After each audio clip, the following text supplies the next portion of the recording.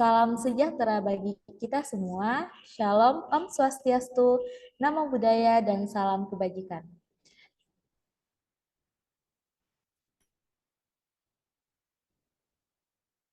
Selamat sore, saya ucapkan selamat datang kepada yang terhormat Ibu Dr. Iriani Indri Hapsari, MC Psikolog, selaku dosen pembimbing program studi Psikologi Universitas Negeri Jakarta, yang terhormat Kakak Fatmawati Taibe, SI, MA, MSc, PhD, selaku narasumber. Selanjutnya kepada peserta webinar yang kami banggakan. Alhamdulillah, puji syukur kepada Tuhan Yang Maha Esa yang sudah memberikan kita kesempatan dan kesehatan untuk membersamai acara webinar pada sore hari ini walaupun dalam bentuk online. Sebelum lebih jauh, izinkan saya memperkenalkan diri. Saya Dini Aflaha, mahasiswa Psikologi Universitas Negeri Padang, selaku MC.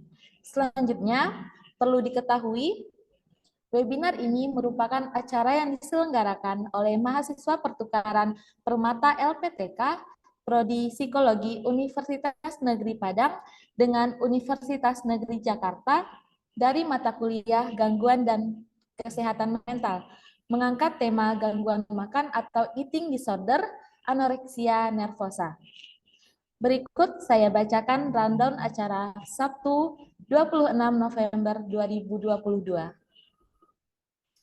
Pertama, pembukaan yang sedang berlangsung. Selanjutnya, menyanyikan lagu wajib Indonesia Raya.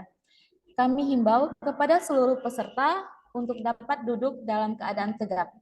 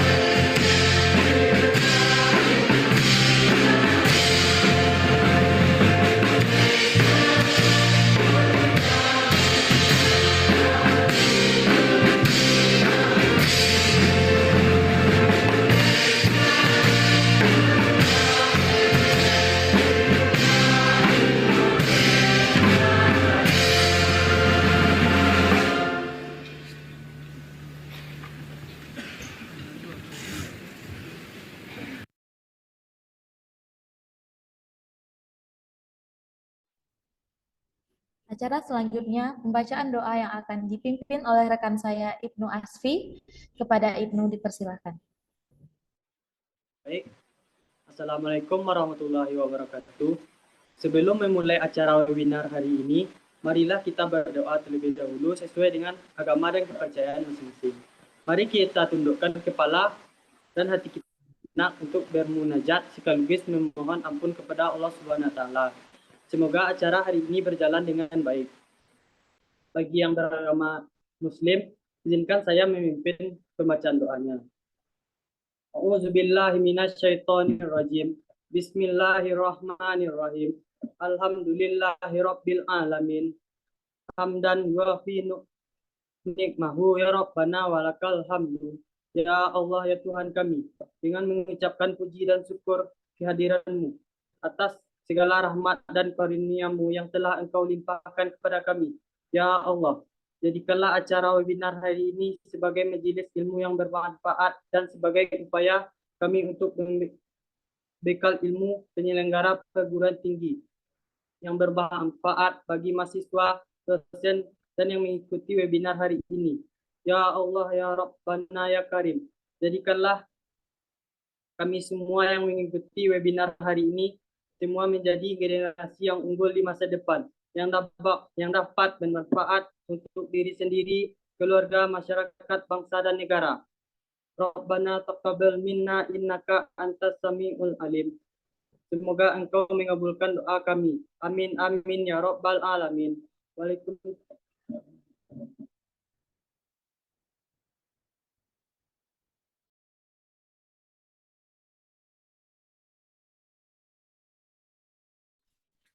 Dengan pembacaan doa tadi, semoga acara kita pada sore hari ini dapat dilancarkan Allah dari awal sampai akhir. Oke, untuk mempersingkat waktu, kita langsung saja memulai sesi inti materi dan diskusi yang akan dibuka langsung oleh rekan saya Hanifah selaku moderator. Kepada Hanifah dipersilahkan.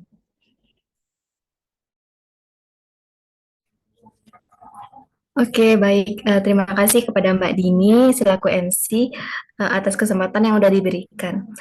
Sebelumnya, saya izin bertanya kepada teman-teman, ini semuanya udah pada makan apa belum ya? Sudah, Harusnya udah ya.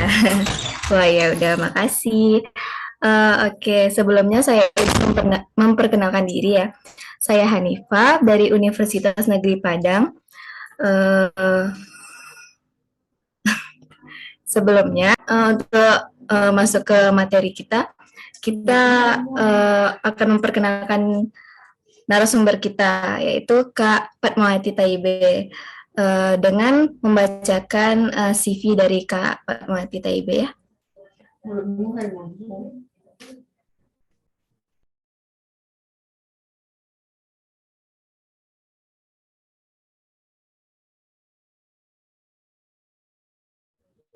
Izin Mbak Widya untuk share screen CV dari Kak Eva.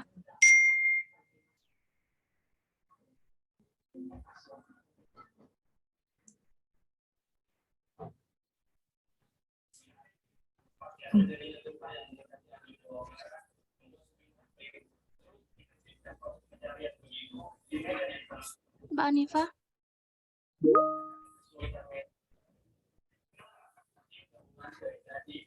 Mungkin ini share screen-nya agak blur ya. Teman-teman gimana?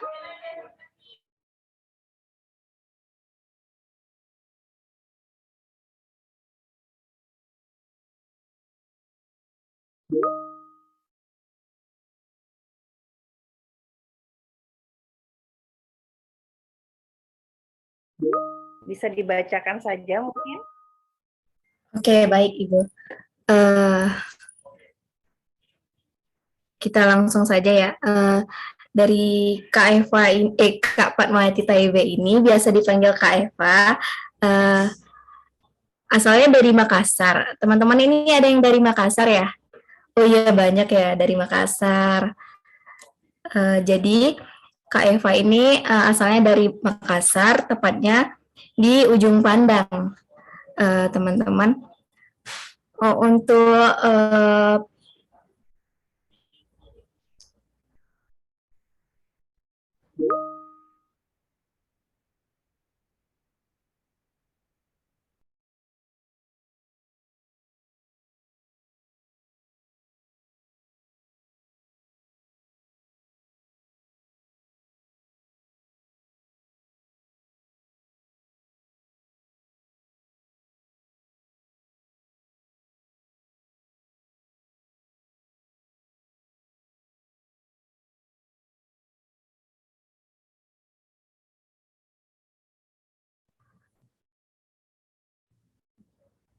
menjadi spotlight-nya di psikologi ya, American Psychology Association.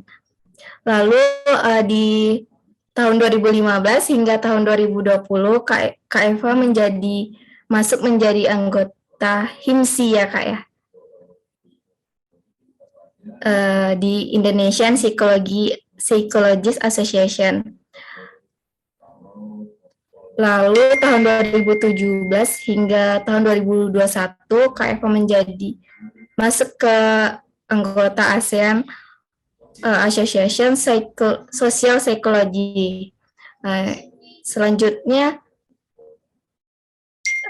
di Kak Eva ini skillnya ada di language ya bahasa. Di Kak Eva bisa di bahasa Inggris dan Cina ya Kak ya. Oke, lanjut.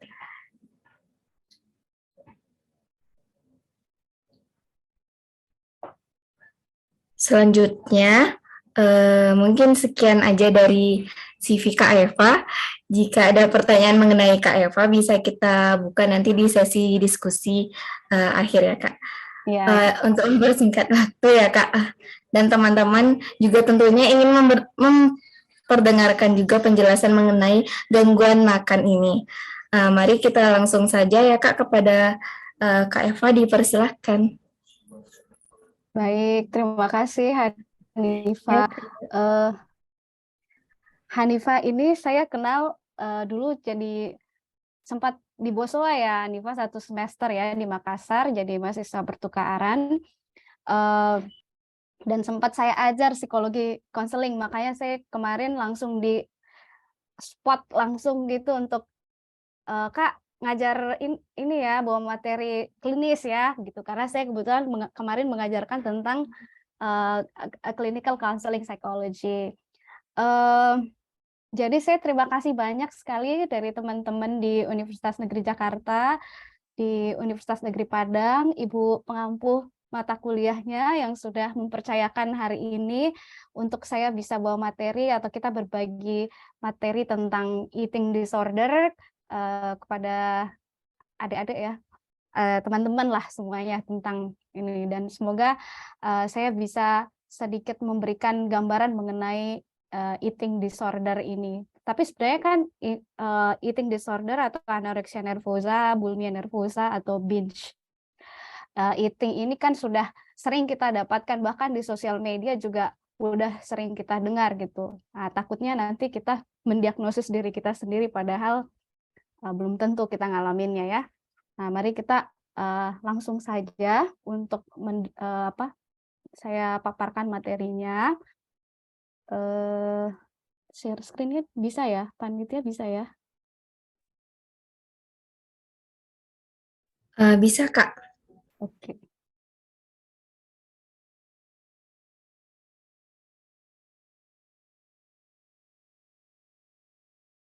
Oke, baik. Bisa dilihat ya?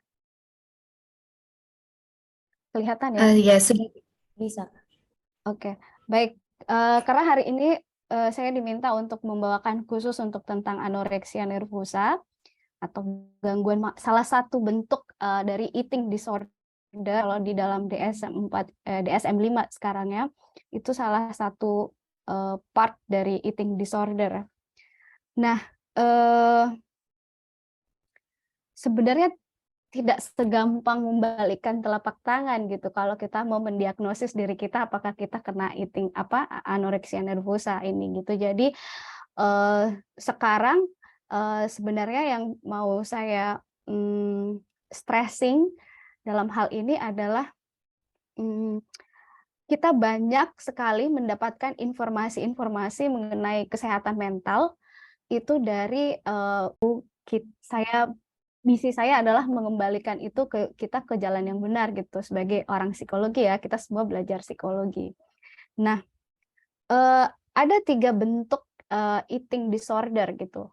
Yang pertama itu yang sangat terkenal dari eating disorder atau gangguan makan ini adalah yang pertama anoreksia nervosa, lalu bulimia nervosa, lalu binge eating ya. Binge eating itu makan yang berlebihan. Jadi 3 ini perlu dipahami, kadang kalau sebenarnya kena ada 3, anoreksia nervosa biasanya itu hanya terjadi pada pra-adolescents, atau dalam artian kita hanya bisa mendiagnosis aja di bawah 18 tahun. Jadi dia biasanya umur 13 sampai 17 tahun kayak gitu. Itu udah naik ke bulimia. Nah, kalau dia udah itu kita nggak ada anoreksia nervosa kalau umurnya udah tidak memenuhi gitu. Jadi perempuan dewasa yang mengalami gangguan akan didiagnosis di bulimia nervosa. Itu yang biasanya terjadi combine, jadi perilaku-perilaku yang makan berlebihan kemudian binge eating. Tapi mari kita lihat lebih jauh bagaimana sih model perbedaan dari ketiga bentuk gangguan makan ini. Sebentar. Nah, kalau kita lihat ya, anoreksia nervosa ini jelas terjadi pada usia prapubertas 13 sampai 17 tahun, dan biasanya 80-90% itu dia terjadi pada remaja perempuan. Jadi yang mengalaminya itu adalah remaja perempuan. Salah satu simptomnya yang paling sering kelihatan adalah dia mengalami ini ketat. Jadi dia membiarkan diri lapar gitu, starving. Kemudian olahraganya itu kencang banget. Jadi dia benar-benar ketat dietnya, olahraganya kencang banget. Lalu di masa itu, pada saat episode anoreksia nervosa ini terjadi, berat badannya masif turunnya, jadi drastis. Jadi nggak bertahap gitu kan. Kalau berat badan yang sehat itu turunnya itu nggak bisa langsung dalam 10 kg satu minggu turun gitu. Jadi kita harus kalau kita mau diet sehat ya berat badannya harus gradually atau bertahap gitu turunnya. Nggak bisa dalam misalnya kalau ada yang bisa 10 kg turun dalam satu minggu itu udah tanda-tanda itu kalau nggak sehat itu dietnya. Nah, itu salah satu beberapa simptom yang biasanya terjadi pada orang-orang yang mengalami anoreksia nervosa.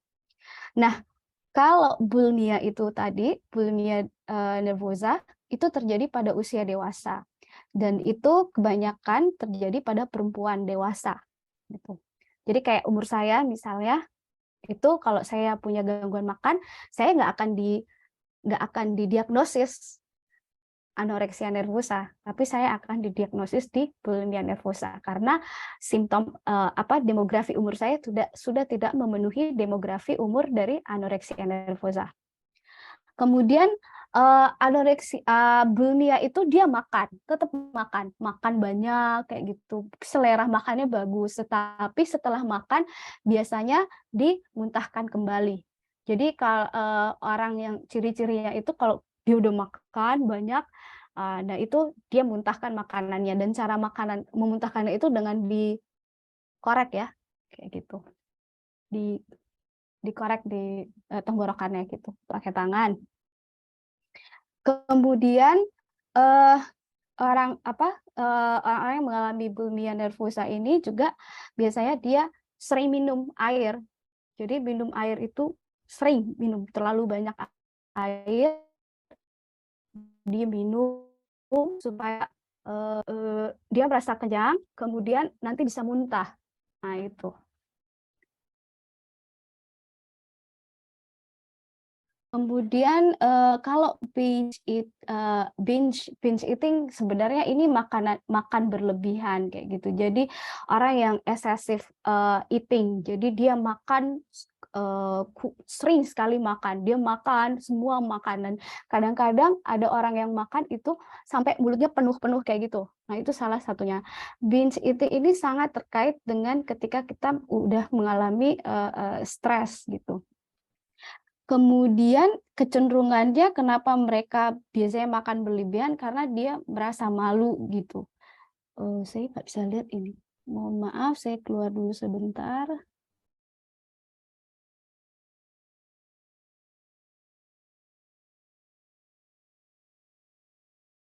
Oke. Kemudian dia merasa kehilangan. Jadi orang-orang yang binge eating ini dia suka merasa kehilangan kontrol, self controlnya rendah banget. Jadi dia suka merasa feeling guilty karena ketika dia udah makan banyak dia akhirnya feeling guilty. Kemudian akhirnya membuat dia merasa malu, jijik sama dirinya sendiri. Kemudian ini tadi ya yang 3, makan itu sampai kenyang, bahkan sampai yang berlebihan. Dan orang yang ngalamin ini binge eating ini biasanya sering kali makan sendiri dan itu sembunyi-sembunyi. Jadi dia nggak suka makan dengan orang banyak. Jadi dia makannya sendiri atau benar-benar di tempat yang tersembunyi. Pernah nonton salah satu sering kalau kita lihat di film-film tuh orang tengah malam buka kulkas terus dia makan sampai belepotan mulutnya. Kayak gitu. Kalau ya itu masuk dalam salah satu bentuk gangguan makan dan itu dispesifikkan menjadi binge eating. Nah, ada 2 hal ya sebenarnya. Kadang-kadang dulu saya waktu kuliah saya kebetulan ngambil kuliah clinical counseling psychology-nya itu di Tesaloniki, itu di Yunani. Salah satu kasus saya adalah bulimia nervosa. Nah, ini kadang-kadang sulit membedakan sekali karena antara anoreksia dan bulimia ini tadi gitu. Karena simptomnya hampir mirip. Sehingga yang paling ditekankan itu adalah di usia. Jadi sangat penting untuk memperhatikan range usia. Gangguan makan itu terjadi di pre-adolescence, berarti dia harus masuk di anoreksia nervosa. Nah, itu untuk penegakan diagnosisnya. Tetapi kalau misalnya dia terjadi pada orang dewasa, umur 30 somethings, maka itu dia masuknya di bulimia. Lalu di sini kita lihat ya bahwa sebenarnya gangguan makan itu awalnya dimulai dari self esteem, rasa harga diri kita terlalu rendah kayak gitu. Nah, kemudian anoreksia gangguan makan ini terjadi karena banyak social pressure yang menunjukkan bahwa tipe cewek cantik misalnya itu adalah yang kurus kayak gitu. Di beberapa negara ada standar kecantikan itu bahwa kurus itu cantik. Nah, itu biasanya negara-negara tersebut orang-orang yang mengalami gangguan makan cukup tinggi gitu. Nah, self esteem ini karena over evaluation-nya, jadi kita terlalu mengover evaluasi bentuk berat badan, shape bentuk badan harus kurus kayak gitu. Kemudian dan pola makan. Nanti kita bisa ada beberapa artikel penelitian yang saya sertakan dalam hal ini, itu pola makan sehat justru bisa jadi nantinya kecenderungan orang itu bisa menjadi gangguan makan. Nah ini ada siklusnya ya. Kalau anoreksia nervosa dia sedikit lebih banyak siklusnya. Jadi bisa kita lihat. Jadi ada ketika kita terlalu over evaluate tentang berat badan atau bentuk tubuh yang ideal itu, maka kita punya kecenderungan perilakunya muncul adalah strict weight control behaviors. Jadi kita sangat strict dalam mengontrol berat badan kita. Tiap hari, misalnya orang yang punya kecenderungan gangguan ini akan tiap hari ngontrol, ini berat badan saya naik nih. Dia selalu merasa naik, sekali makan aja dia bisa langsung merasa naik berapa kilo kayak gitu. Nah, akhirnya dari situ dari strict weight control behaviors ini akhirnya perilaku yang muncul ada dia selalu ngecek ngeceknya itu apa yang saya makan, berat badan saya berapa, jumlah kalori yang masuk ke dalam tubuh saya berapa, kayak gitu. Ini udah berlebihan. Nah, jadi increasing checking ini sebenarnya lebih kepada perilaku strict terhadap apa yang dia makan. Bentuknya nanti adalah decrease in rate of weight loss gitu. Jadi maksudnya sebenarnya itu mengurangi massa berat badannya orang tersebut. Dan akhirnya kalau ini terlalu ekstrim, akhirnya adalah dia akan merasa itu adalah dia mempersepsikan bahwa dia gagal dalam mengontrol pola makannya. Padahal sebenarnya itu udah terlalu ekstrim kayak gitu. Sumber persoalannya, masalahnya kembali lagi ke self esteem tadi. Jadi kalau di anoreksia nervosa kita tidak melihat purging atau vomiting. Purging itu memuntahkan kembali makanan yang kita makan kayak gitu, atau vomit ya, muntah. Berbeda kalau misalnya di bulimia nervosa. Bulimia ini lebih kepada dia sama awalnya self esteem dulu, lalu over evaluation, lalu di ini sangat ketat dietnya, tapi dia juga binge eating, jadi makan yang berlebihan. Nah, nantinya terakhir perilaku yang muncul ini yang agak berbeda dari anoreksia adalah purgingnya. Purging itu memuntahkan kembali makanannya secara sengaja ketika baru-baruan. Nah, nanti kita lihat kenapa ini bisa berbahaya, karena betul-betul bisa mempengaruhi kesehatan kita secara fisik. Nah, ya fokus area. Jadi anoreksia nervosa ini adalah salah satu gangguan makan yang berakibat fatal, dan banyak orang yang meninggal karena tidak bisa sembuh dari penyakit ini gitu. Kemudian jadi dengan kehilangan badan secara dan olahraga lebihan.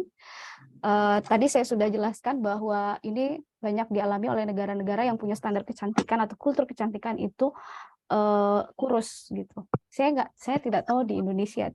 Kita di Indonesia sebenarnya kalau standar kecantikan lebih banyak pada kulit putih sebenarnya ya. Cewek cantik itu biasanya putih kayak gitu. Nah, tapi kan sekarang sosial media bombardir kita misalnya dengan Korean drama, Korean culture, cewek cantik itu harus kurus kayak gitu. Nah, itu yang juga cukup berbahaya nantinya. Kalau kalian kita lihat gambarnya, ya inilah kejadiannya orang yang mengalami anoreksia nervosa kayak gitu. Jadi orang bisa mengalami malnutrisi ya, atau kekurangan gizi, tapi bukan lagi kekurangan gizi. Dan ini sangat sulit untuk, kalau udah parah banget, sangat sulit untuk dikembalikan, mengembalikan BMI-nya atau berat body massa indeksnya itu sangat sulit sekali. Ya ini ya ada saya sertakan, saya belum menerjemahkannya, tetapi anoreksia nervosa ini mortality-nya tinggi sekali gitu. Jadi dampak buruknya itu sangat tinggi. Kemudian biasanya ini terjadi di rata-rata umurnya adalah 15 tahun pada perempuan. 80-90% itu dialami oleh female atau remaja perempuan. Oke, kita lanjut. Ini ada model apa simptom atau traits-nya dari orang-orang yang ngalamin orang-orang yang mengalami gangguan anoreksia. Secara psikiatriknya ada muncul bahwa schizophrenia bisa jadi masuk, neuroticism ada kecenderungan itu, anxiety, kecemasan, lalu depression, obsessive compulsive disorder. Kalau metabolic traits-nya dia kehilangan berat badan BMI ya, body massa indeks gitu. Kehilangan fat, lemak berpengaruh pada metabolisme diri, misalnya HDL kolesterolnya, physical activity, insulin levelnya itu bisa berpengaruh, jadi bisa tidak normal. Makanya ketika orang-orang yang mengalami anoreksia nervosa awalnya mungkin tidak mau makan, tapi lama-kelamaan bisa berdampak pada fisik dan bisa menyebabkan kematian, karena itu tadi bahwa ketika kita tidak ketika kita mengurangi asupan gizi, akhirnya bisa berdampak pada kita mengalami malnutrisi, jadi kelaparan gitu. Ini saya beberapa simptom yang muncul atau akibat ketika kita mengalami gangguan makan atau anoreksia nervosa ini tadi. Saya udah jelaskan bahwa drastic weight loss, jadi dalam waktu singkat itu kita kehilangan berat badan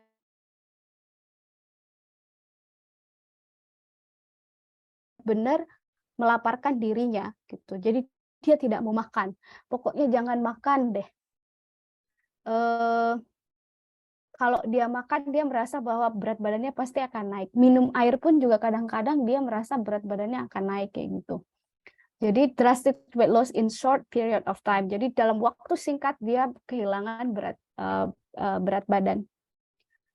Kemudian rambut gugur, kukunya pecah-pecah, kulit kering. Nah, itu salah satu tanda-tandanya orang-orang yang sudah mengalami gangguan makan atau anoreksia nervosa.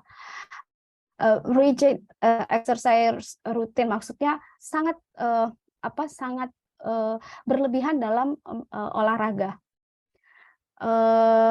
Dia punya jenis makanan yang hanya boleh dia makan, dia nggak boleh makan apa kayak gitu. Jadi dia punya, misalnya saya nggak boleh makan karbo, saya cuman boleh makan 1 biji telur misalnya sehari gitu. Saya nggak boleh minum ini gitu. Jadi orang-orang yang punya kecenderungan untuk benar-benar ketat mengatur makanannya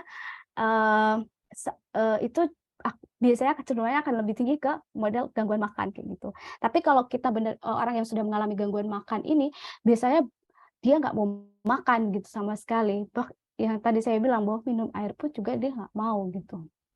Ya itu ya, ini sampai kita lihat refusal to eat gitu, dia menolak untuk makan. Moodnya juga terganggu, liturgi, cepat sekali mengalami alergi, kemudian intolerance dari cold itu dingin gitu, dia tidak bisa tahan dingin. Nah, kalau perempuan biasanya dia kalau sudah kena ini haidnya nggak lancar gitu, atau malah sama sekali dia nggak haid gitu. Yang terakhir itu ada di sini avoidance of eating in public. Jadi dia orang-orang ini biasanya tidak akan mau makan di restoran, makan bersama gitu. Dia menolak untuk makan di ruang publik.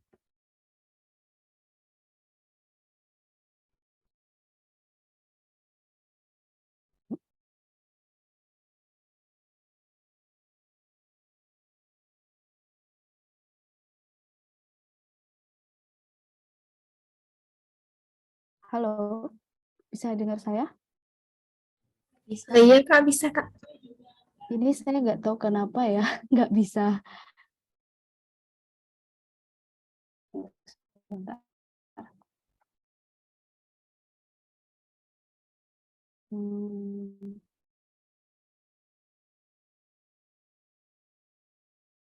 Oke, sorry. Oke. Nah, ini ada salah satu kapan anoreksia ini dikatakan parah gitu. Nah, yang pertama ini kalau misalnya ada tanda-tandanya yang hijau itu adalah tampilan perilakunya, behavioral features-nya itu seperti apa, atau tanda-tanda perilakunya seperti apa. Lalu yang biru itu di bawah itu adalah psychobiologicalnya gitu. Jadi ciri-ciri psychobiologicalnya itu apa? Nah, yang pertama, orang-orang yang punya resiko tinggi mengalami anoreksia nervosa ini, yang pertama itu adalah punya di perilaku itu dia punya masalah tentang feeding problems atau makan, bagaimana dia makan gitu. Kemudian punya BMI, BMI itu low BMI itu berat badannya kurang gitu. Lalu social difficulties, jadi dia cenderung orang yang cukup tertutup, susah berinteraksi dengan lain, mau bergaul biasanya gitu. Lalu untuk psychobiological features-nya itu biasanya dia punya sensitivitas tinggi gitu ya. Jadi dia tidak memberikan reward kepada dirinya, dia sangat tidak percaya diri, sangat menganggap dirinya tidak tidak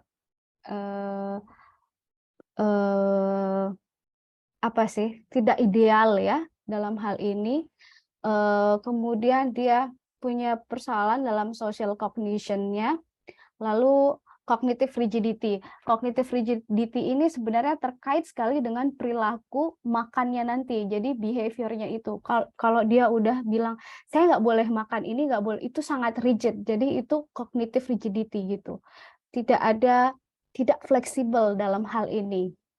Kemudian ini, jadi ketika tanda-tanda ini muncul, bahwa orang ini kita bisa jadikan bahwa dia punya kecenderungan atau resiko yang tinggi untuk mengalami gangguan makan, khususnya di anoreksia nervosa. Nah, kemudian ada prodromal ini. Kalau prodromal itu kita bisa lihat lagi gitu. Kira-kira dia memenuhi enggak untuk bisa masuk ke full syndrome-nya. Full syndrome ini berarti dia sudah memiliki semua sindrom atau simptom-simptom untuk memenuhi kriteria bahwa orang ini mengalami gangguan makan anoreksia nervosa.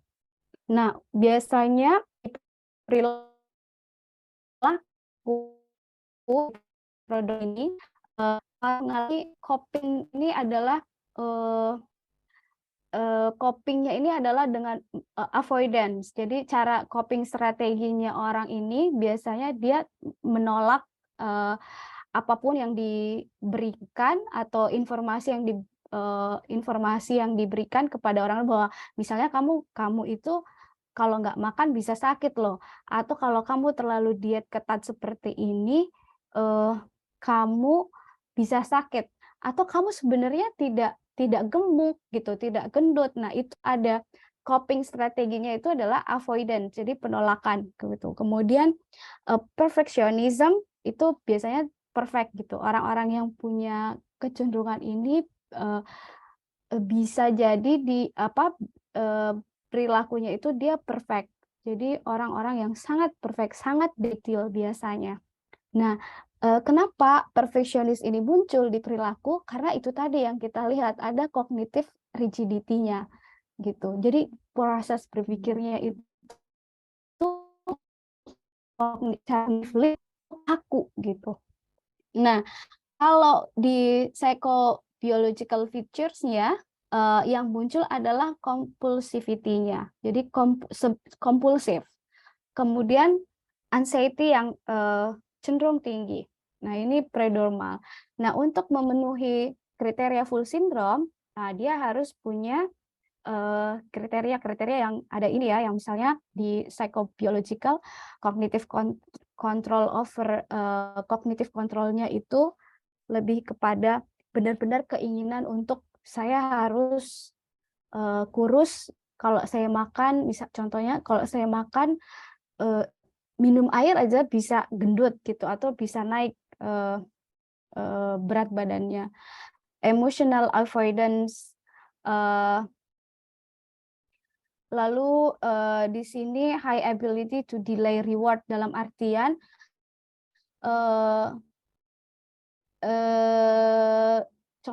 biasanya orang-orang yang di full syndrome ini bisa kelihatan ketika orang ini sudah udah kemudian melihat ya kan pada saat kita maksudnya orang-orang yang mengalami anoreksia nervosa ini diberikan treatment, biasanya tiap hari itu diukur berat badannya gitu, berapa dia harus diatur pola makannya kayak gitu. Nah setiap misalnya dia makan dan berat badannya kan harusnya bahwa programnya berhasil gitu, mau 0,5 sekian kilogram itu dia harusnya berhasil. Nah tetapi di situ itu kegagalan. Nah kemudian di impulsivity and high reward sensitivity can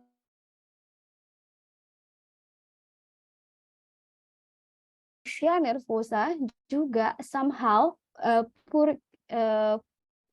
poor atau pinch itu juga bisa terjadi ketika itu mereka sudah masuk di dalam tahap rehabilitasi ya.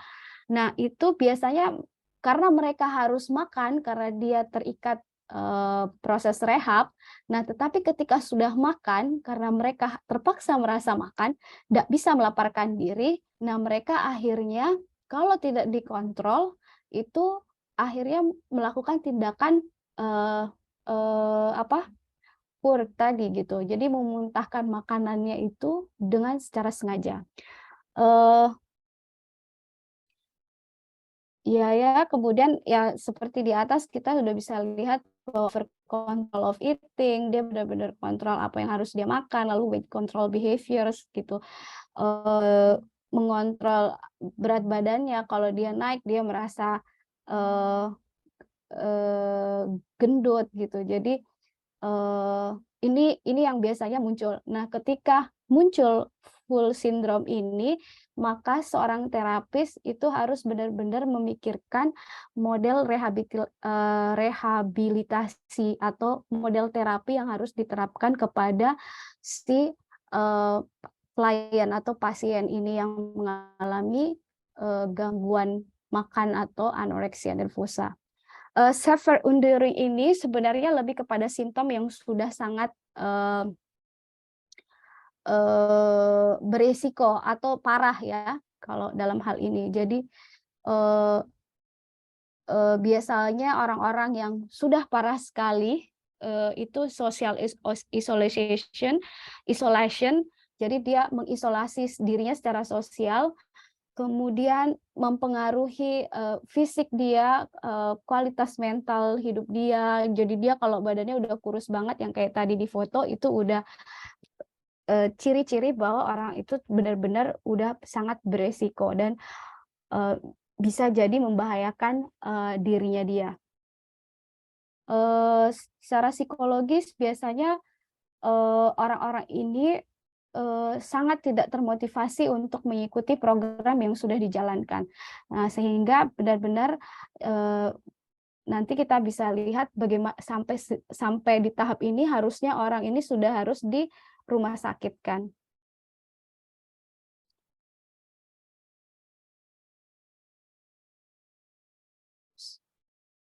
Oke. Nah, tadi ya yang kita bahas bahwa sebenarnya gangguan makan itu secara psikologis itu karena disebabkan oleh body image. Jadi self concept-nya itu bermasalah gitu. Jadi ada something wrong di dalam bagaimana dia melihat diri dia dan itu mempengaruhi bagaimana dia mempersepsikan bentuk badannya ini gitu. Nah, dalam hal pengaruh salah satunya adalah parenting style. Jadi beberapa penelitian menyebutkan atau menemukan orang-orang yang mengalami gangguan makan, khususnya di anoreksia nervosa, itu adalah anak-anak atau anak yang mengalami orang tua yang sangat ketat. Jadi sangat bukan overprotective, tapi sangat ketat dalam aturan-aturan. Kemudian juga sangat orang tua tersebut sangat memperhatikan bentuk fisik kayak gitu. Bagaimana anak itu harus berpenampilan. Jadi parenting style ini juga bisa menjadi salah satu faktor pendukung kenapa orang bisa mengalami gangguan makan. Lalu ada sosial kultural ya. Sosial kultural ini sebenarnya lebih kepada tadi ya, bahwa ada konsep-konsep kecantikan yang dipahami oleh kultur kita, bahwa cantik itu seperti apa, body kontes kecantikan itu juga sangat berpengaruh terhadap kita dalam melihat diri kita gitu, membangun body image yang kita mau gitu. Lalu sebenarnya kayak gini, ketika kita melihat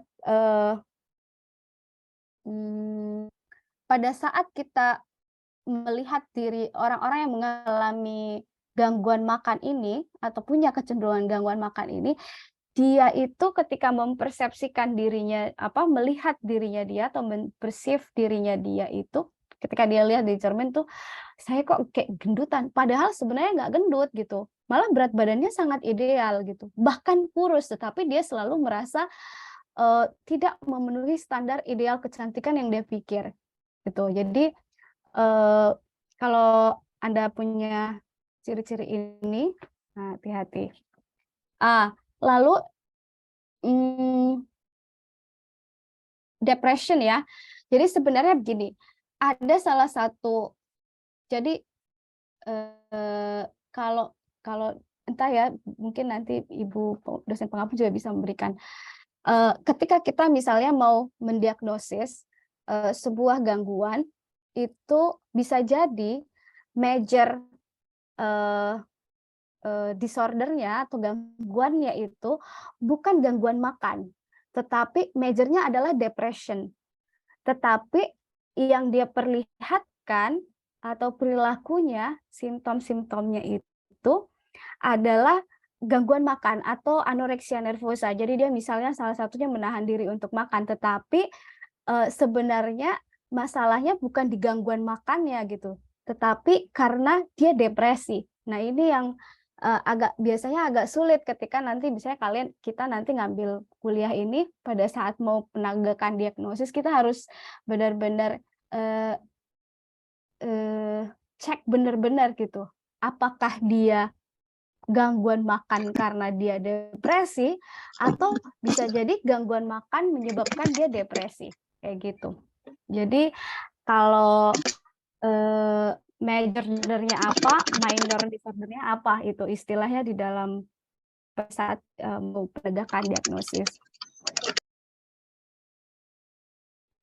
Oke, ini ada tadi ya, saya pikir masih berkaitan bahwa ketika kita melihat gangguan makan itu sebenarnya adalah kesalahan evaluasi dalam melihat diri kita gitu. Jadi dysfunctional self evaluation itu terjadi gitu, sehingga bisa menyebabkan kita mengambil keputusan untuk mengalami gangguan makan ini.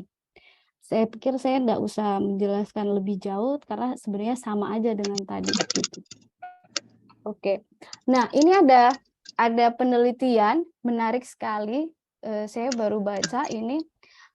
Jadi dia mau ngebedain antara orang yang sudah dalam tahap rehabilitasi atau sedang dalam pengobatan, orang-orang yang mengalami anoreksia nervosa ini, dan dilihat dari status postingan yang dia tampilkan.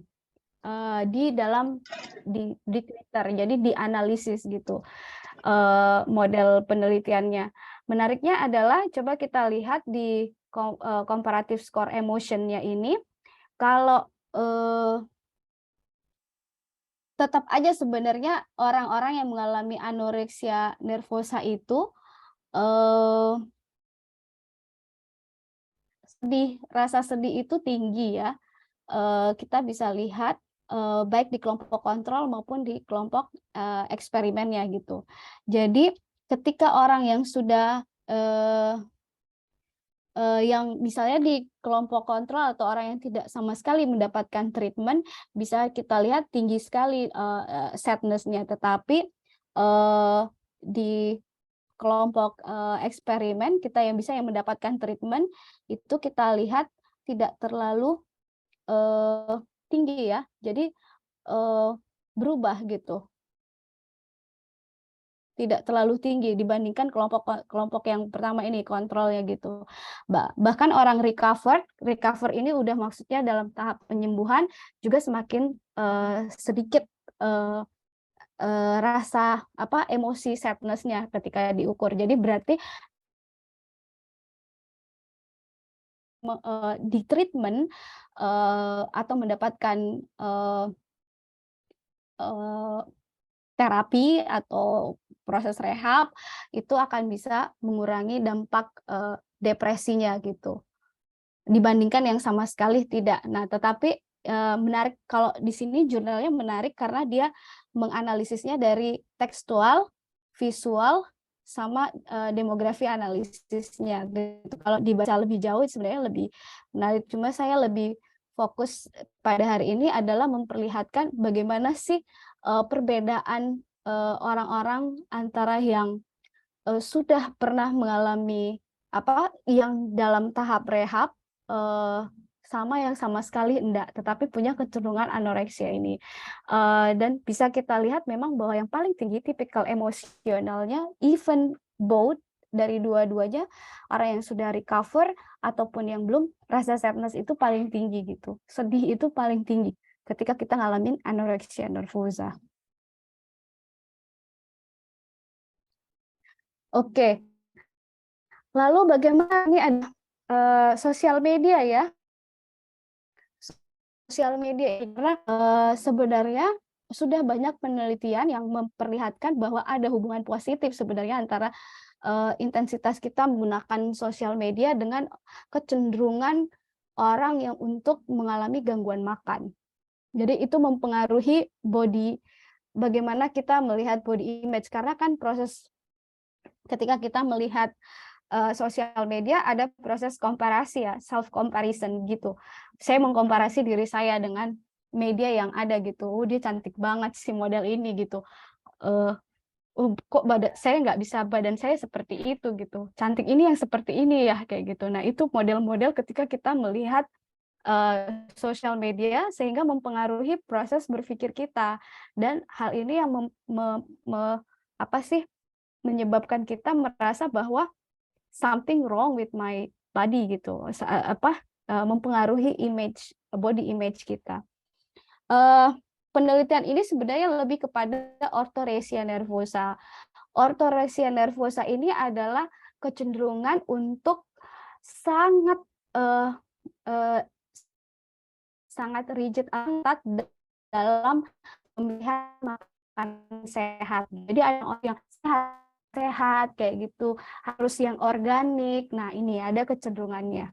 Nah, dari hasilnya justru memperlihatkan memang bahwa media sosial dia sangat berpengaruh gitu. Jadi semakin tinggi kita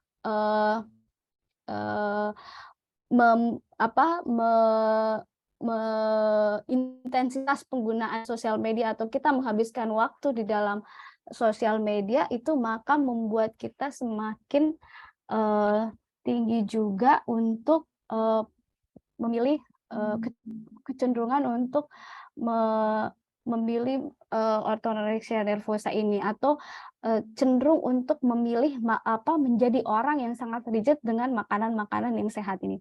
Beberapa penelitian menunjukkan orang-orang yang mengalami kecenderungan misalnya dia sangat terobsesi untuk makanan-makanan sehat dalam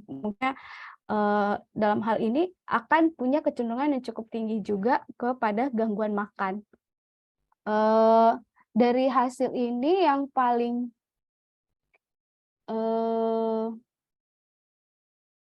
tinggi adalah Instagram hasilnya. Nanti saya bisa bagi artikelnya, bisa dibaca ke teman-teman. Saya juga tadi membacanya juga cepat-cepat gitu, tapi menurut saya ada menarik di materi ini gitu. Nah, sekarang saya mau tanya, what do you think dengan gambar ini? Ini nih menarik sekali ya. Kalau saya kemarin lihat, awalnya saya juga lihat, keren sekali. Ini dia benar, saya juga heran gitu. Di 5 tahun saya kan kuliahnya di UI. Nah itu Cina daratan, orang tuh makan banyak banget, tapi badannya bisa kecil gitu, pinggulnya segini gitu. Saya juga nggak tahu resepnya apa gitu. Tapi mungkin ada kebiasaan minum teh hijau, teh tanpa gula, dan air hangat gitu. Jadi minumnya itu mereka jarang sekali minum air dingin ya, air es, tapi air hangat gitu. Dan jalan kaki kemana-mana. Jadi menurut saya mungkin itu dia badannya bisa kecil-kecil gitu. Tapi juga kalau sekali gendut, gendut banget. Nah, gambar ini menarik karena dia menunjukkan bagaimana cara olahraga yang benar gitu. Tapi dia tetap excessive eating gitu. Dia biasa kadang memperlihatkan di TikTok dia makan banyak gitu. Menurut saya secara pribadi ini bisa anoreksia. Ini sebenarnya masuk gangguan makan gitu. Karena bentuk badannya sudah sangat tidak ideal banget, kurus gitu. Bahkan ada satu TikTok sendiri mengatakan bahwa ini sebenarnya berbahaya untuk orang-orang ngelihatnya. Ini tuh sudah masuk ke anoreksia nervosa, bukan lagi kurus yang beneran-beneran sehat gitu. Nah, jadi kita bisa diskusi nanti lebih jauh mengenai apa sih tanggapannya tentang media sosial ini dengan dampaknya terhadap gangguan eating disorder ini atau anoreksia.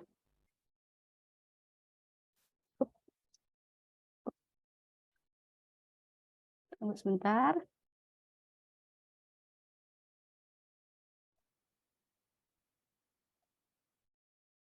Oke.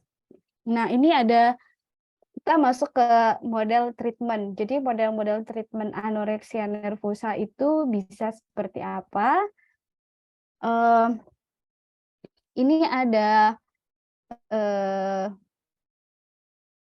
systematic review ya yang dilakukan, tetapi sebenarnya rata-rata kalau gangguan makan akan banyak ke CBT atau cognitive behavioral therapy atau treatment gitu. Jadi banyak sekali digunakan model-model terapi CBT untuk mengatasi gangguan makan ini. Karena emang yang bermasalah itu sebenarnya adalah tadi kognitif, secara kognitif bagaimana merubah persepsi dulu soal bentuk badan yang ideal, sehingga cognitive behavioral treatment ini yang paling biasanya cocok di gangguan-gangguan makan.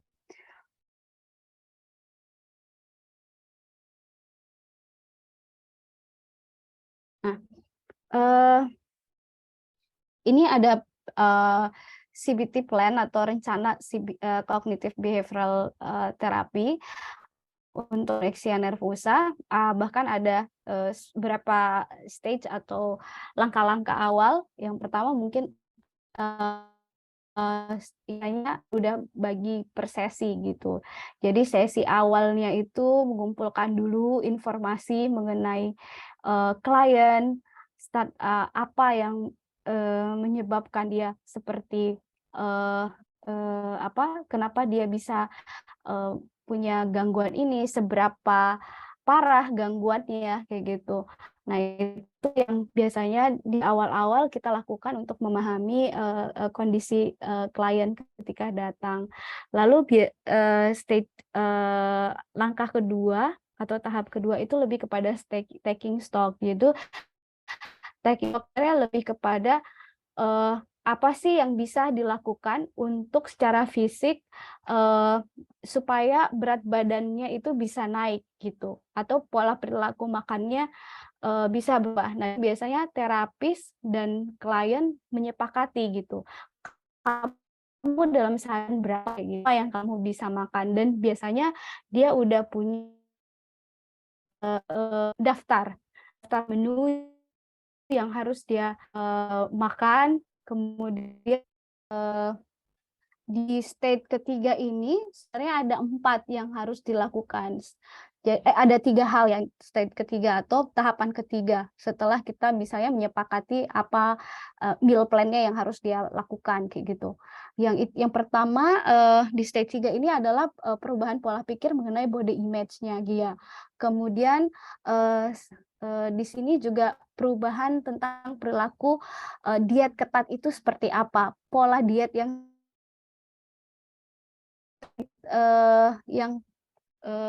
keempat itu yang ketiga ini di tahap ketiga itu lebih kepada sebenarnya mengkaji events apa atau kejadian-kejadian apa klien itu bisa merasa dia mau tidak mau makan gitu, atau kejadian apa yang membuat dia situasinya sangat harus benar-benar ditunjukin gitu, di bagian mana, kapan kamu merasa tidak mau makan atau mau memuntahkan kembali makanan yang kamu makan. Nah, ini lebih kepada memaintain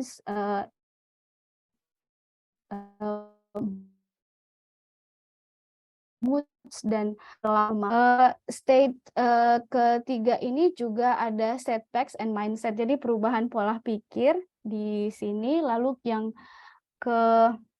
keempat itu udah tahap akhir gitu, ketika misalnya si klien kita benar-benar mengikuti meal plan yang kita bangun, berat badannya secara fisik naik, kemudian kalau misalnya dia parah dulu rambutnya gugur-gugur, kukunya kering, sekarang sudah berubah secara fisik, lalu pengukuran kolesterol, lab cek darahnya oke, nah maka dia bisa dinyatakan clear kayak gitu.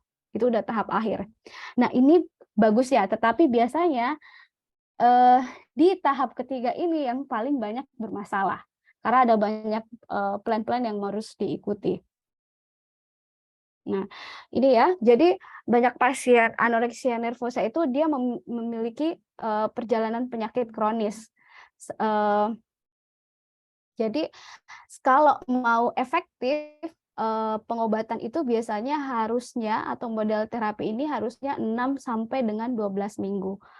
Kemudian pengobatan itu harus individual, walaupun misalnya direhab, tetapi dalam bentuk rehabilitasi biasanya mereka disatu rumahkan, ada beberapa orang, tapi sangat individual banget model pendekatannya. Jadi dia bukan bentuk kelompok, tetapi sangat individual.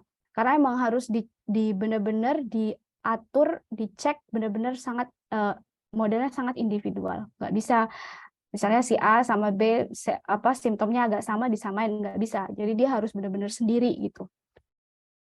Kemudian pada kelompok pasien ini kadang-kadang kita harus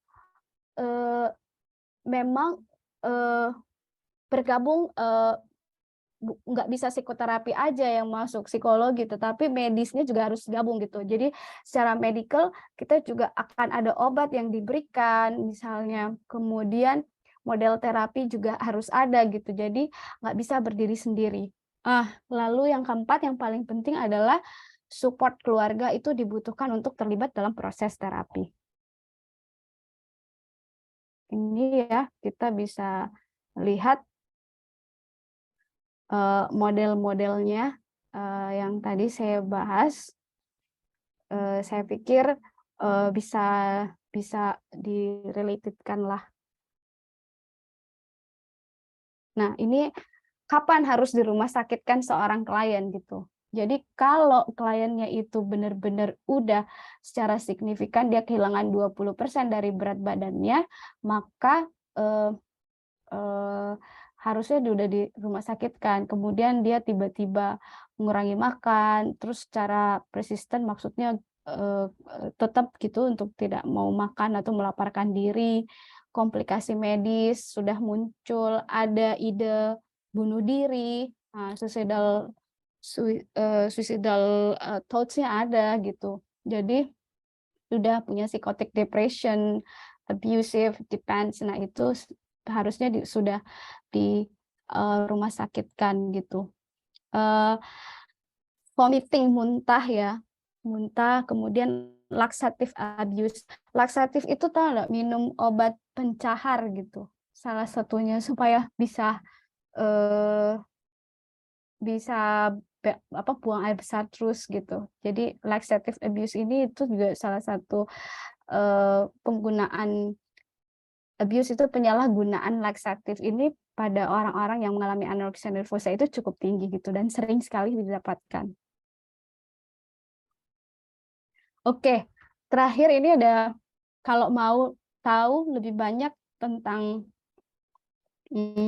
anoreksia nervosa sampai bagaimana model terapinya, model rehabnya, ini bisa nonton film ini. Ini menurut saya cukup, kalau saya dulu nontonnya cukup komprehensif ya tentang orang-orang yang mengalami gangguan makan, sekompleks itu hidup mereka.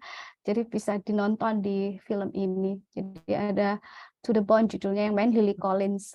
Filmnya menarik dan bisa dinonton di Netflix. Saya kira masih ada, sampai sekarang masih ada. Oke, ini The Last. Jadi kecantikan itu nggak diukur dari berat badan. Saya pikir itu aja dari saya. Mungkin kita bisa lebih banyak berdiskusi. Saya ucapkan banyak terima kasih. Saya kembalikan ke moderator.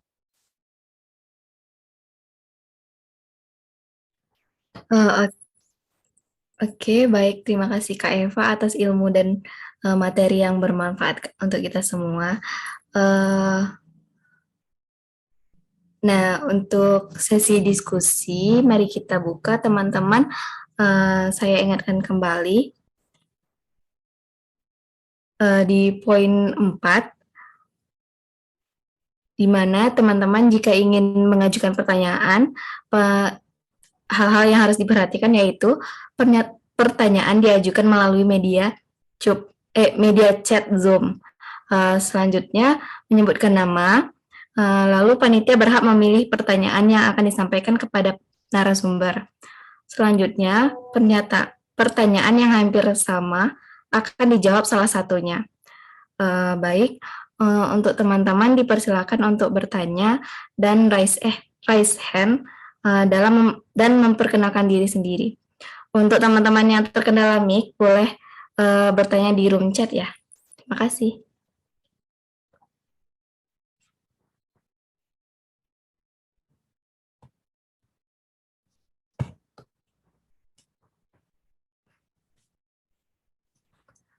Baik, ada pertanyaan ini, Kak. Pertanyaannya dari Aisyah Putri Aulia. Pertanyaannya, di mana anoreksia dan bulimia ada ketentuan usianya. Bagaimana dengan being eating, apakah ada kategori usia khusus, Kak?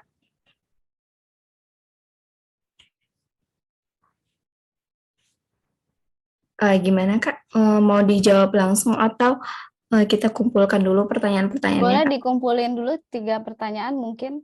Baik ya, teman-teman kita batasi dulu ya. Untuk pertanyaannya kita pilih 3 pertanyaan dulu. Lalu pertanyaan yang kedua yaitu dari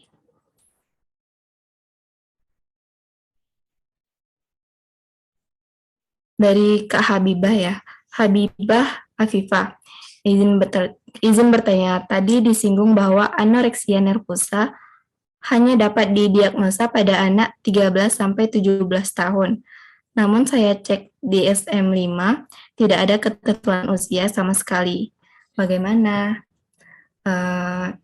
Ya Kak, untuk pertanyaan yang kedua yaitu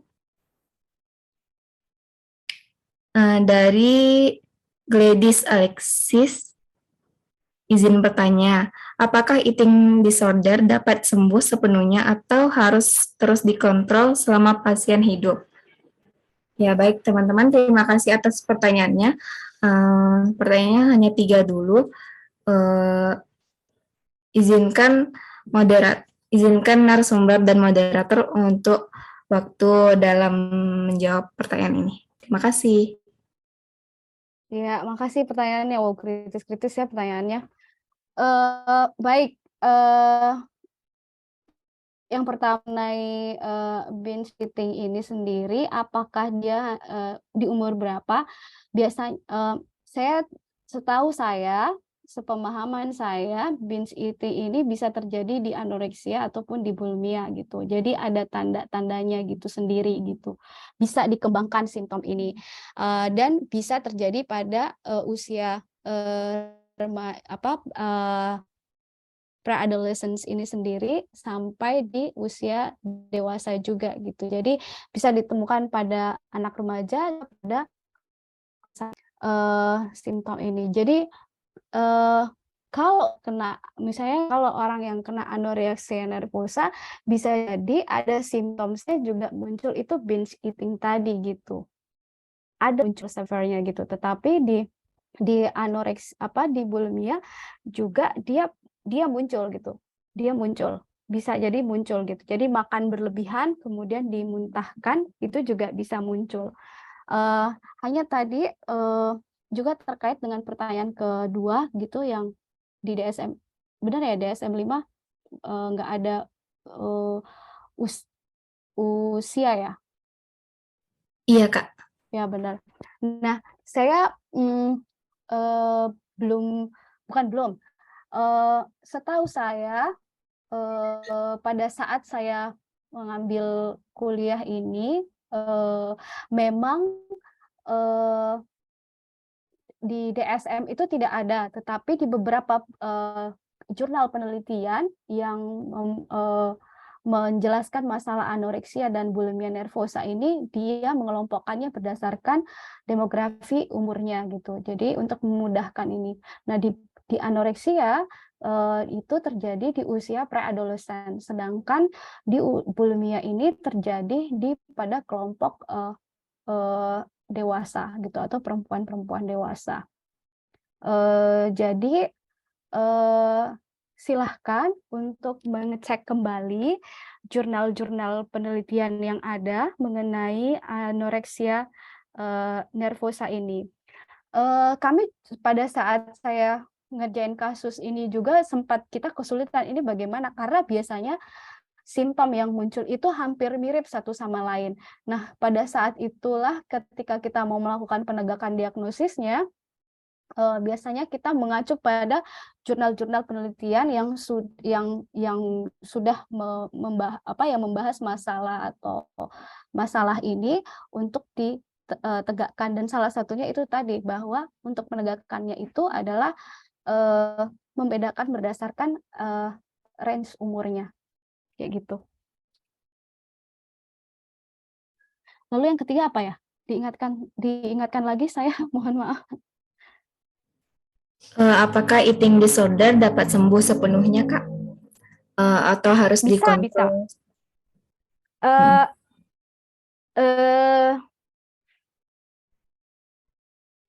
Bisa sepenuhnya, tidak seperti skizofrenia ya. Kalau skizofrenik itu kita nggak bisa sembuh gitu. Udah yakin lah itu bisa berkurang gejalanya, tapi kita seumur hidup harus minum obat gitu. Tapi kalau eating disorder, kita ngikut terapinya atau treatmentnya, insya Allah sih banyak yang berhasil kayak gitu. banyak yang berhasil keluar dari gangguan makan itu. Dan sebenarnya eating disorder ini yang paling gampang bisa kita lihat hasilnya gitu, karena berdampaknya itu pada bentuk fisik kita gitu. Bentuk fisiknya ya kalau misalnya kita benar-benar sembuh ya bentuk berat badan kita naik, bisa di normal di angka normal gitu berat badannya kayak gitu. Jadi nggak kurus lagi. Sebenarnya paling gampang nge-record itu dibanding gangguan-gangguan psikologis yang lainnya gitu. Jadi bisa sembuh, tetapi ya itu tadi bahwa benar-benar harus ketat dan sangat tergantung separah apa simptom atau trait yang muncul itu tadi. Kalau misalnya parah ya juga pengobatannya juga pasti juga sangat kompleks gitu. Tapi kalau misalnya benar-benar karena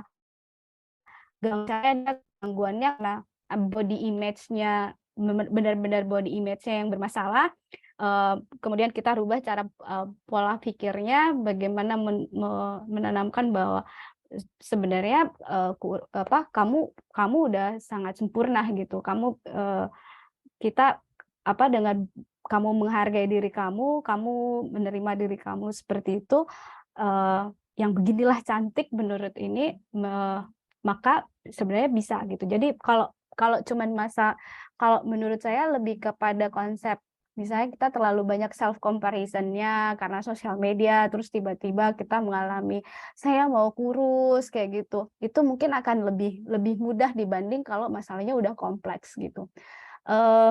Seperti tadi ya, ada yang saya stressingkan gitu, bahwa ketika secara klinis, ketika misalnya simptomnya muncul gangguan makan kelihatannya, tetapi major persoalannya bukan gangguan makan gitu, tapi sebenarnya depresinya gitu. Nah, itu yang harus juga pelan-pelan diperhatikan gitu, karena yang butuh diterapi dulu itu adalah depresinya dulu gitu. Nah, itu dia tadi. Jadi kan ada major disordernya, lalu ada minornya gitu. Kalau menurut saya itu harus dilihat, dipahami dulu gitu. Tetapi intinya adalah ketika semakin ringan simptomnya atau trait-nya yang muncul, maka semakin mudah untuk disembuhkan. Tapi kalau sudah semakin kompleks, maka juga semakin kompleks juga cara terapinya. Untuk sembuh pasti bisa kayak gitu. Baik, terima kasih Kak Eva. Bagaimana Kak Aisyah, Kak Haiba, dan Kak Gladys? Apakah pertanyaannya sudah dimengerti dan dipahami? Lalu untuk pertanyaan selanjutnya ini ada Kak dari Bernadus Pasombo. Izin bertanya, apakah vegetarian termasuk dalam penyakit ini? Boleh dijawab Kak? Mungkin izin menambahkan ya. Nah, di DSM-5 kan ada kriteria diagnostik ya. Di situ kita bisa lihat apakah memenuhi kriteria-kriteria itu baru kita bisa mendiagnostik, ya kan Kak? Diagnosa, ya benar. Iya Kak. Gimana Kak? Kalau vegan, ya itu kan pilihan style ya, maksudnya menurut saya juga kita tidak boleh serta-merta bahwa itu akan jadi gangguan makan kayak gitu. Ya tadi ya, bahwa gangguan makan itu atau anoreksia nervosa itu harus benar-benar memenuhi beberapa kriteria yang tadi sudah disebutkan. Jadi nggak bisa misalnya orang tiba-tiba nggak mau makan kayak gitu, atau diet ketat, terus tiba-tiba kamu anoreksia gitu, atau kamu bulimia gitu, atau ini gitu. Jadi nggak bisa gitu. Jadi kita harus benar-benar memenuhi kriteria-kriteria apa saja yang harus ditegakkan supaya benar-benar diagnosisnya benar-benar sesuai gitu. Vegetarian enggak lah menurut saya. Selama berat badannya baik, semua dia tidak merasa something wrong, tidak ada masalah fisik, malah mungkin biasanya semakin sehat ya sebenarnya juga nggak apa-apa gitu. Cuman orang vegan bisa jadi karena dia kan kalau untuk menjadi orang vegetarian itu kita harus punya memenuhi kognitif apa sih, kita harus benar-benar strict sama diri gitu, saya nggak boleh makan ini, nggak boleh makan ini kayak gitu. Nah itu juga bisa jadi ada, kalau mau lihat kecenderungannya ada gitu ke sana gitu, ke gangguan makan, tetapi tidak semuanya orang vegan itu punya kecenderungan itu gitu. Bahkan ada kita vegetarian itu karena agama misalnya gitu, misalnya agama Buddha ya, dia tiba-tiba dia harus agama Buddha itu nggak boleh makan daging gitu. Itu kan juga lain gitu, kita nggak bisa gangguan makan gitu ya. Jadi enggak, saya juga dulu pernah jadi vegetarian karena saya Muslim ya, kebetulan saya hidup di negara yang saya waktu di Yunani itu sulit sekali mengatakan bahwa Muslim itu nggak boleh makan babi gitu. Nah, saya akhirnya mengatakan bahwa saya vegetarian, nggak makan daging merah kayak gitu.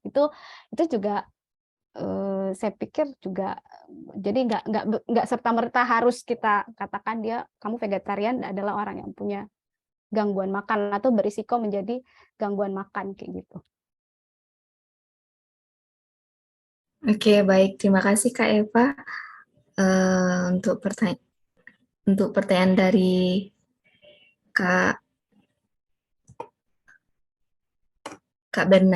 Bernadus, apakah sudah terjawab? Oke, baik. Terima kasih. Untuk teman-teman yang lainnya, apakah ada yang ingin bertanya kembali? Dipersilahkan.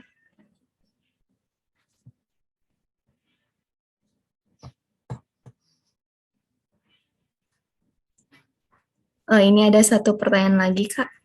Mungkin satu ini pertanyaan terakhir ya, karena waktu sudah mulai menjelang maghrib. Jadi pertanyaannya, Kak, selamat sore, Kak. Sebelumnya perkenalkan nama saya Rahmat Hidayat, izin bertanya, apakah risiko anoreksia nervosa ini terkadang meningkat jika ada keluarga terdekat memiliki riwayat dengan gangguan yang sama pula? Atau bisa juga karena pengidap mengalami kejadian traumatis sebelumnya? Boleh, Kak? Langsung jawab ya. Ya, Jadi kalau tadi saya baca artikel penelitiannya juga salah satu faktor di gangguan makan kentara ya. Gangguan makan atau anoreksia nervosa ini juga ada genetiknya gitu. Jadi peluang genetik itu juga cukup masuk sebagai salah satu. Kalau misalnya keluarganya masalah ini atau gangguan ini juga bisa jadi kita akan punya kecenderungan itu gitu, punya kecenderungan untuk bisa terkena gangguan makan gitu. Kalau kita baca-baca jurnal penelitian khususnya di gangguan psikologis, kita tidak bisa menafikan faktor genetik ya. Genetik itu cukup besar pengaruhnya sampai saat ini terhadap kecenderungan orang yang mengalami gangguan psikologis. Jadi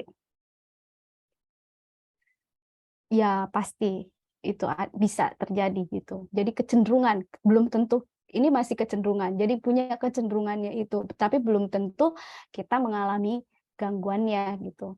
Tapi ada kecenderungan, besar peluangnya, iya pasti besar dibanding orang yang tidak punya riwayat keluarga yang mengalami gangguan tersebut. Oke, baik. Terima kasih Kak Eva atas jawaban dan ilmu yang bermanfaatnya ini. Oke, sekian dari sesi materi kita dan diskusi kita saat ini. Untuk lebih lanjut, kesimpulan yang dapat kita ambil dari webinar kali ini yaitu eating disorder ialah gangguan makan yang muncul karena remaja cenderung menentukan bentuk tubuh atau ideals goals gitu. Di mana berdasarkan ciri masyarakat modern sehingga timbul kecemasan berlebih terhadap bentuk tubuh. Terdapat tiga gangguan yaitu anoreksia nervosa dan bulimia nervosa dan baik, terima kasih.